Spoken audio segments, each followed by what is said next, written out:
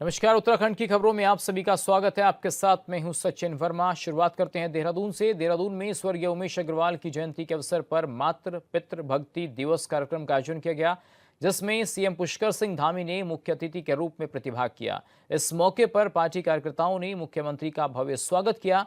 कार्यक्रम में कैबिनेट मंत्री गणेश जोशी, राज्यसभा सांसद नरेश बंसल समेत तमाम पदाधिकारी मौजूद रहे। तो स्वर्गीय उमेश अग्रवाल की जयंती पर एक कार्यक्रम का आयोजन किया गया, जिसमें मातृ पितृ भक्ति दिवस इस कार्यक्रम का नाम रखा गया और इस कार्यक्रम का आयोजन हुआ तो सीएम पुष्कर सिंह धामी भी इसमें शामिल हुए हैं और पार्टी कार्यकर्ताओं ने मुख्यमंत्री का वहां पर भव्य स्वागत भी किया। तस्वीरों में भी आप देख सकते हैं, तमाम लोग वहां जुटे हैं, पार्टी के कार्यकर्ता भी वहां पर हैं और मंच पर सीएम पुष्कर सिंह धामी आपको नजर आ रहे होंगे। उनके साथ मंत्री गणेश जोशी, राज्यसभा सांसद नरेश बंसल, तमाम पार्टी के नेता पहुंचे और पार्टी कार्यकर्ताओं ने मंच पर मुख्यमंत्री का फूल गुलदस्ते देकर स्वागत किया। तो आपको बता दें कि पार्टी कार्यकर्ताओं ने स्वागत तो किया ही, साथ ही इस कार्यक्रम में मुख्य अतिथि के तौर पर पहुंचे थे मुख्यमंत्री।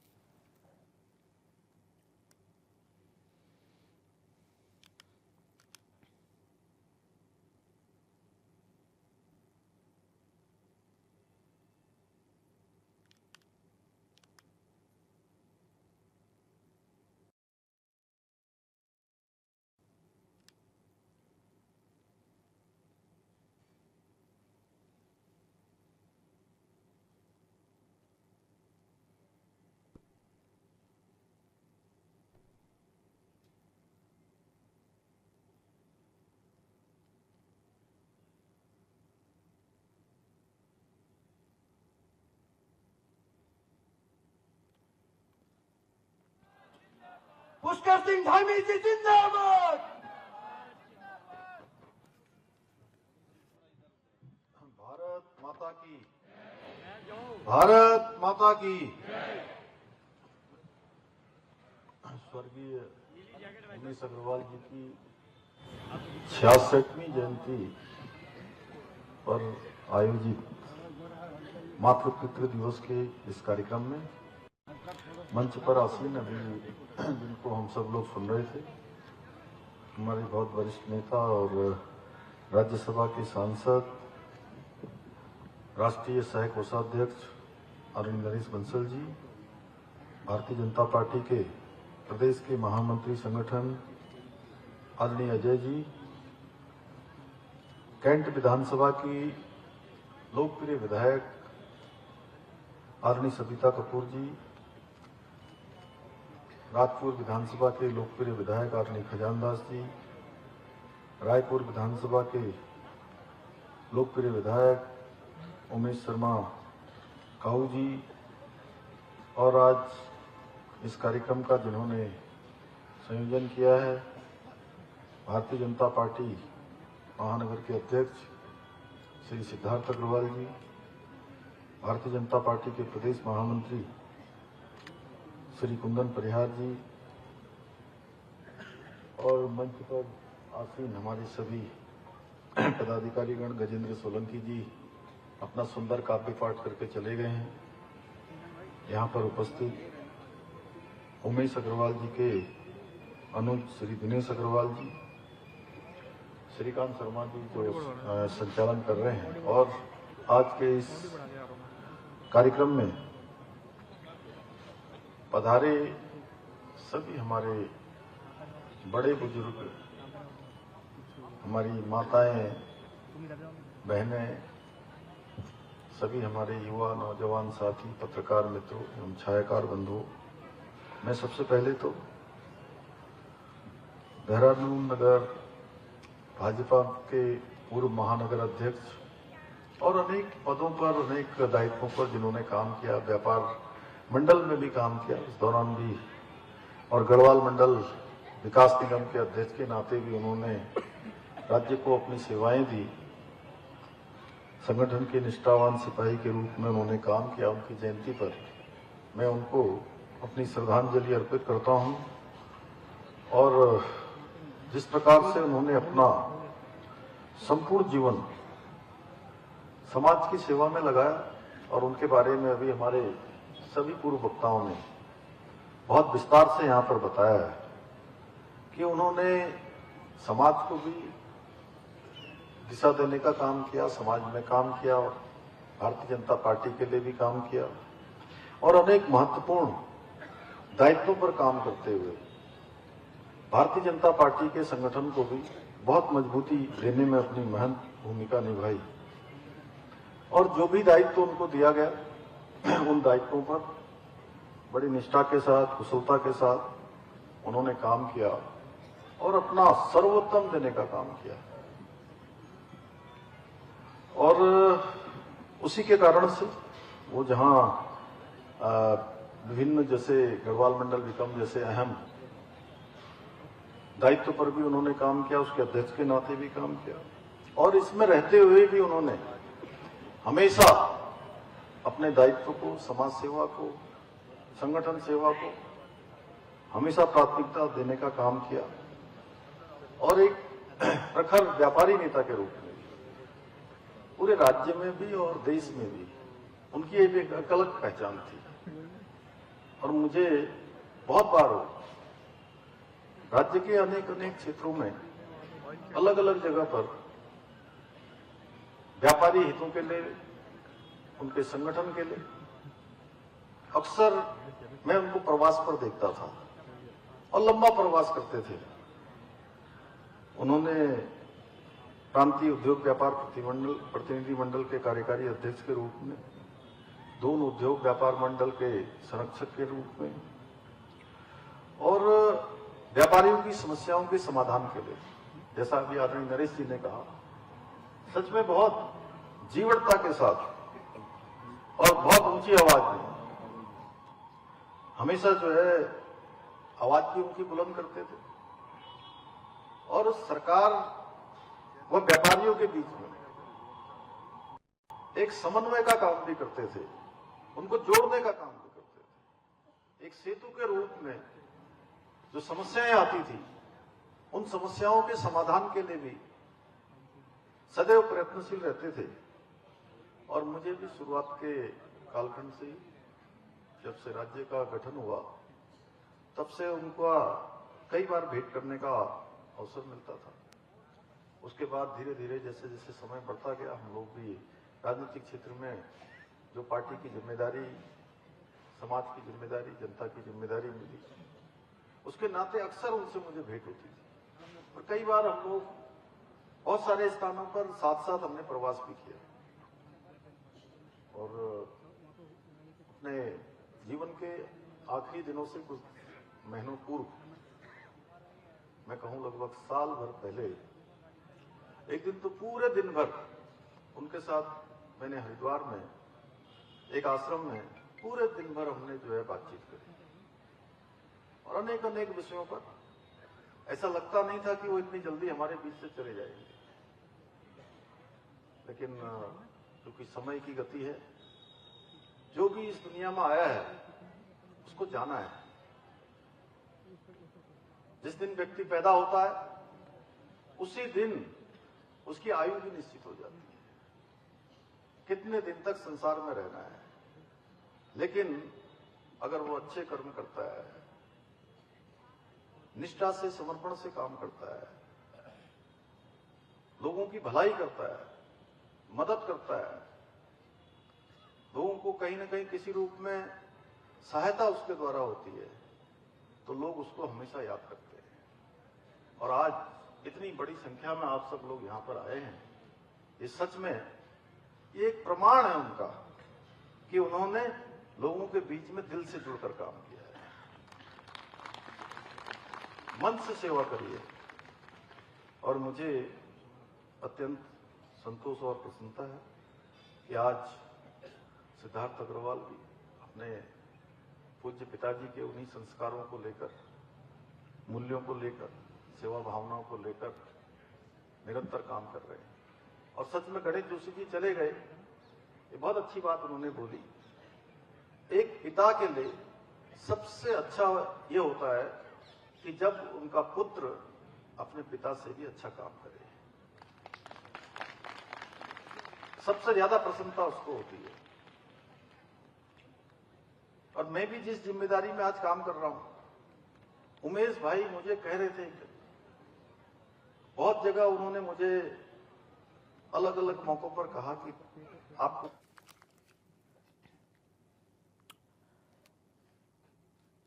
तो मुख्यमंत्री पुष्कर सिंह धामी ने सचिवालय में नववर्ष 2026 के अवसर पर कई राज्यों से आने वाले पर्यटकों के आवागमन को सुगम बनाने की व्यवस्थाओं का जायजा लिया। इस दौरान उन्होंने यातायात व्यवस्था के सुचारू संचालन और कानून व्यवस्था की समीक्षा की। सीएम धामी ने संबंधित अधिकारियों को अहम दिशा निर्देश भी दिए।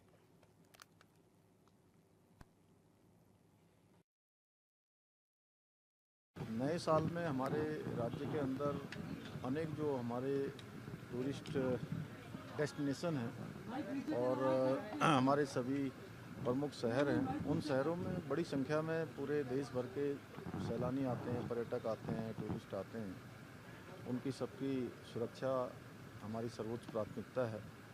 ट्रैफिक से लेकर सभी इंतजाम, होटलों से लेकर साफ़ सफाई व्यवस्था, सड़कों की, परिवहन की सभी व्यवस्थाएं ठीक रहें और सभी किसी को कोई परेशानी का सामना न करना पड़े। और सर्दी का भी मौसम है, क्योंकि इसलिए सभी व्यवस्थाओं को ठीक से सुनिश्चित किया जाए, सभी विभागों के स्तर पर, पुलिस विभाग के स्तर पर, प्रशासन के स्तर पर। तो सभी इंतजामों की जो एक बार समीक्षा भी हुई है, सभी इंतजाम अच्छे किए गए हैं और जो कुछ इंतजाम और होने हैं आज और कल में वो भी हो जाएंगे। तो पूरी देवभूमि सभी के लिए तैयार है, सबका स्वागत है। तरीके से जो नया साल है उस पर व्यवस्थाओं का जायजा लिया। खुद मुख्यमंत्री ने तमाम अधिकारियों के साथ मीटिंग की, क्योंकि पर्यटकों का आना लगातार शुरू हो चुका है। 25 दिसंबर के बाद से ही पर्यटक जो हैं लगातार उत्तराखंड का रुख कर रहे हैं और न्यू ईयर पर पर्यटकों की जो भीड़ है वो लगातार बढ़ रही है। तो इसी की समीक्षा बैठक का आयोजन किया गया, जिसमें तमाम अधिकारी, विभागों के अधिकारी, खासकर जो ट्रैफिक प्रबंधन है, होटल की व्यवस्थाएं हैं, साफ सफाई है, इसको लेकर काफ़ी कड़े दिशा निर्देश दिए गए। उधर हल्द्वानी के लामाचौड़ क्षेत्र में पीडब्ल्यूडी की सरकारी जमीन पर अवैध कब्जे का मामला लगातार गंभीर होता जा रहा है। आरोप है कि इस सरकारी जमीन पर कुछ लोगों ने न सिर्फ अवैध रूप से कब्जा कर रखा है, बल्कि वहां खुलेआम शराब का अवैध कारोबार भी संचालित किया जा रहा है। स्थानीय लोगों का कहना है कि बार बार शिकायतों के बावजूद प्रशासन की ओर से अब तक कोई ठोस कार्रवाई नहीं की गई है। इसी क्रम में समाज सेवक विपिन पांडे ने पीडब्ल्यूडी के अधिशासी अभियंता को ज्ञापन सौंपा और समस्या के समाधान की मांग की है।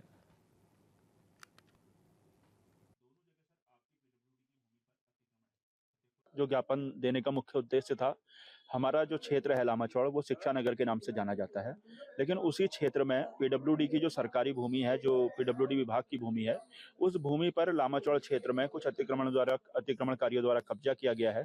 और जो कब्जेधारी हैं, उनके द्वारा क्षेत्र में अवैध शराब का काला कारोबार, और वो ऐसी जहरीली शराब जो पाउच में मिलती है, उसको पीने से अगर पिछले 10 दिन की बात करूं तो 4 लोग अपनी जान गंवा चुके हैं। और इससे पहले अगर 5, 7, 10 साल की बात करूं तो सैकड़ों लोग अपनी जान से हाथ धो चुके हैं। और वो जो जमीन है, क्योंकि पीडब्ल्यूडी विभाग की है, पुलिस प्रशासन से हम शिकायत करते करते हार चुके हैं। अगर आप मेरी सोशल मीडिया में मेरी पोस्ट भी देखेंगे तो मैंने उसकी कई वीडियोज वायरल भी करे, लेकिन पुलिस प्रशासन उस पर, क्योंकि उन्हीं की मिलीभगत से काम होता है, तो हम उसकी जड़ पे पहुंचे कि आखिर ये लोग इसको पनाह देने वाले या वहां पे कौन ऐसे लोग हैं जिनके कारण ये काम कर पा रहे हैं। तो उसका सबसे पहला कारण मुझे मिला कि पीडब्ल्यूडी विभाग की वो जमीन है जिसमें ये रहकर वहां पे अवैध शराब का काला कारोबार कर रहे हैं। तो हम विभाग के पास आए और हमने उनसे निवेदन किया कि आप अतिक्रमणकारियों को नोटिस दें या जैसे भी करें, वो अतिक्रमण हटना चाहिए। मसूरी पूरी तरह से न्यू ईयर के रंग में रंगी नजर आ रही है। नए साल का जश्न मनाने के लिए देश के अलग अलग राज्यों से बड़ी संख्या में पर्यटक मसूरी पहुंच रहे हैं। होटल, होम स्टे और पर्यटक स्थलों पर रौनक साफ तौर पर देखने को मिल रही है। सैलानी मसूरी पहुंचकर मौसम का लुत्फ उठा रहे हैं। पर्यटकों का कहना है कि इन दिनों मसूरी का मौसम बेहद सुहावना हो गया है।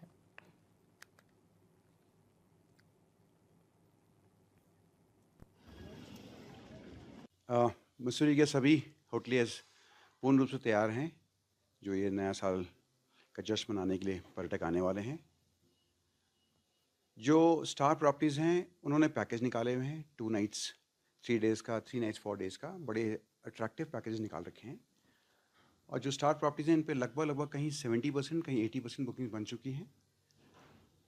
अन्यथा सभी होटल्स में लगभग 50% बुकिंग अभी बनी है उसका मूल रूप से कारण ये है कि ये 31 वेडनेसडे को पड़ रहा है, जो कि सैटरडे संडे से कनेक्टेड नहीं है, इसलिए बुकिंग्स लो हैं।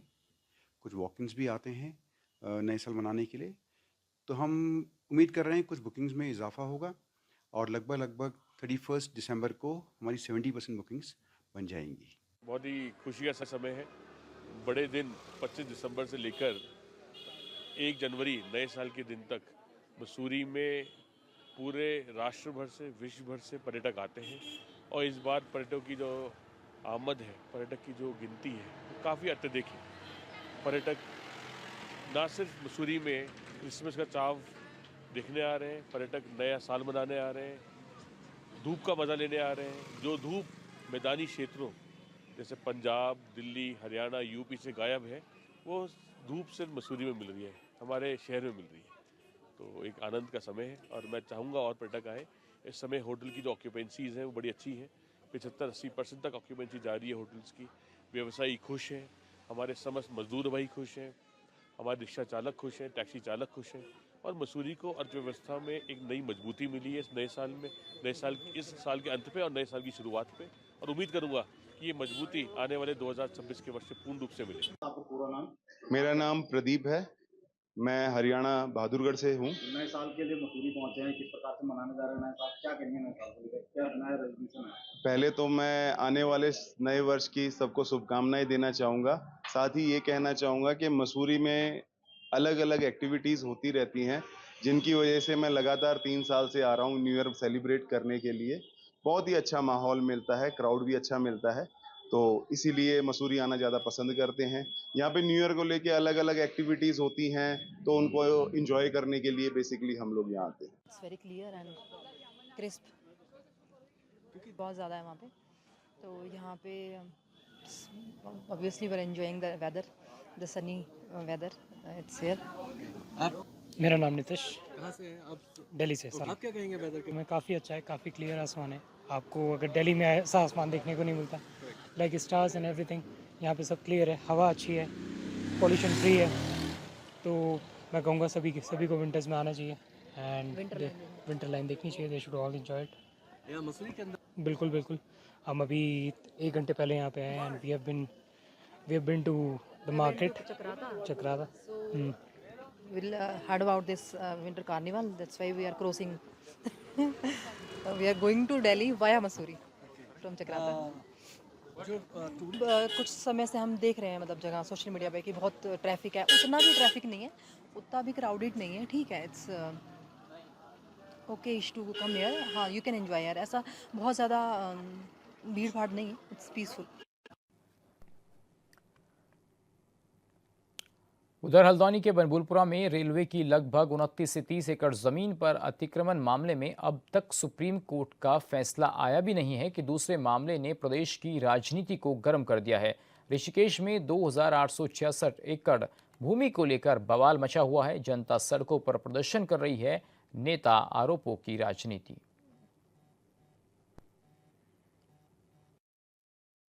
हल्द्वानी के बनभूलपुरा में रेलवे जमीन मामले में सुप्रीम कोर्ट का फैसला 3 फरवरी 2026 को आना है।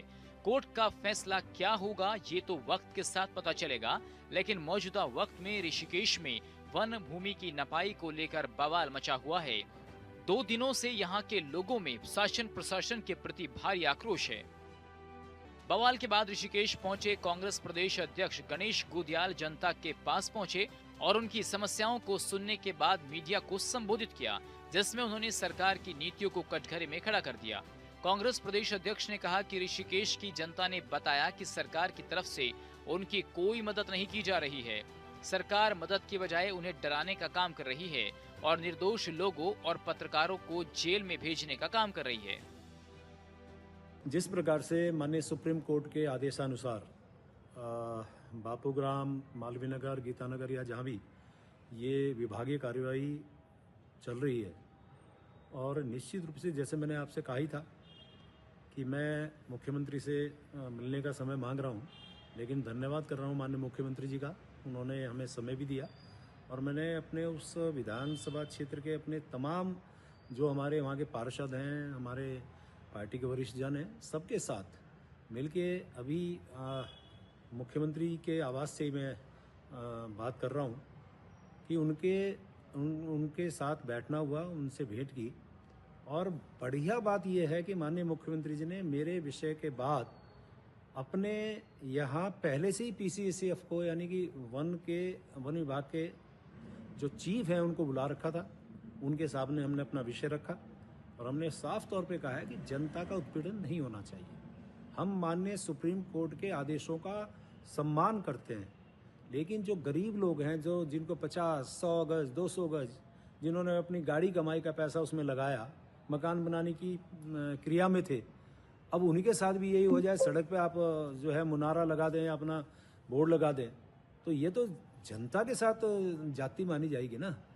और मैंने ये भी कहा है कि यदि माना हमारे लोगों के साथ कार्रवाई हो रही है तो विभागीय अधिकारियों के खिलाफ भी माननीय सुप्रीम कोर्ट ने बोला था, तो उनके खिलाफ क्यों ना कार्रवाई हो।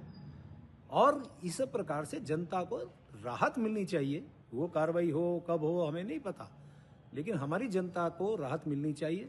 और माननीय मुख्यमंत्री से आग्रह एक और भी किया मैंने कि अपनी ओर से सुप्रीम कोर्ट में कोई सक्षम वकील खड़ा करके इस विषय की पैरवी भी की जानी चाहिए, ताकि ये विषय हमेशा के लिए दब जाए कि आज तो दबा और फिर कल खुल जाए, तो एक पैरवी हो ताकि ये विषय ही समाप्त हो जाए। दरअसल 1950 में लगभग 2866 एकड़ वन भूमि पशु लोक सेवा समिति को लीज पर दी गई थी। 1984 में ये आवंटन वापस ले लिया गया, लेकिन हजारों एकड़ भूमि पर निजी व्यक्तियों का कब्जा बना रहा। उस पर अवैध रूप से मकान बना लिए गए। बाद में सुप्रीम कोर्ट ने राज्य सरकार को मूक दर्शक बने रहने के लिए फटकार लगाई और स्वतः संज्ञान लेते हुए जांच के आदेश दिए। कोर्ट ने 5 जनवरी 2026 तक अनुपालन रिपोर्ट मांगी है। कोर्ट के आदेश पर वन विभाग की टीम सर्वे के लिए पहुंची तो बवाल मच गया। बात ऋषिकेश या हल्द्वानी में सरकारी भूमि पर कब्जे की नहीं है। अब सवाल उठ रहा है कि उत्तराखंड में और ऐसे कितने मामले हैं जिनमें सरकारी जमीनों पर किसी न किसी रूप से कब्जा हो रखा है। राजधानी देहरादून से लेकर हल्द्वानी तक जमीनों पर कब्जे लगातार बने हुए हैं, जिनकी खबर लगातार मीडिया की सुर्खियां बनी है। 2017 से ही सत्ता में बीजेपी की सरकार के मुखिया पुष्कर सिंह धामी अक्सर दावा करते हैं कि सरकार अतिक्रमण पर लगातार कार्रवाई कर रही है और अब तक 10,000 एकड़ से ज्यादा जमीनों को अतिक्रमण मुक्त कराया गया है। जिस तरीके से बरसों से घर बना करके रह रहे लोगों पर ऋषिकेश में प्रशासनिक कार्रवाई हो रही है, जिस तरीके से वन विभाग ने भूमि का चिन्हीकरण शुरू किया और लोगों ने सड़कों पर उतर करके जम करके विरोध किया, वो किसी से छुपा हुआ नहीं है। इससे सरकार की मंशा पर कई सवाल खड़े हो रहे हैं। आखिर जिन लोगों को रोटी कपड़ा और मकान देने का काम सरकार का है, आखिर उन लोगों से छत छीनने का काम क्यों किया जा रहा है?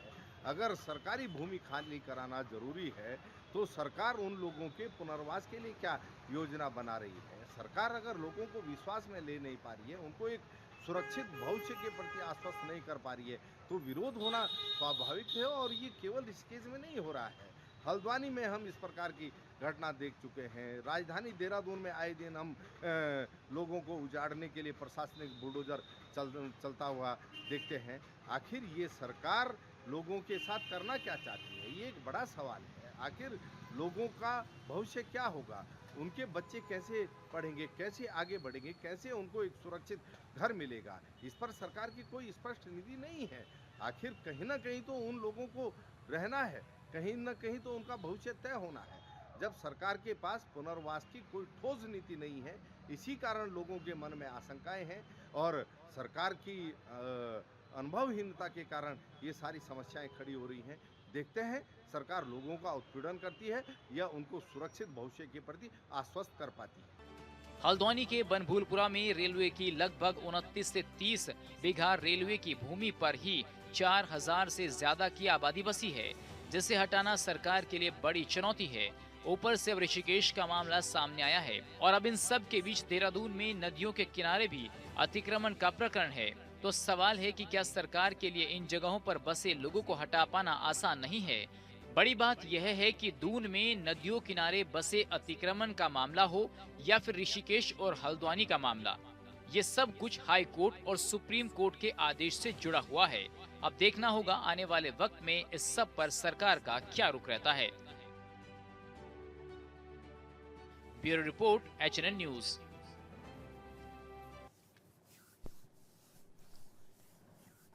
और चलिए फिलहाल उत्तराखंड की खबरों में मेरे साथ बस इतना ही। बाकी हम खबरों के लिए आप बने रहिए HNN न्यूज के साथ। नमस्कार।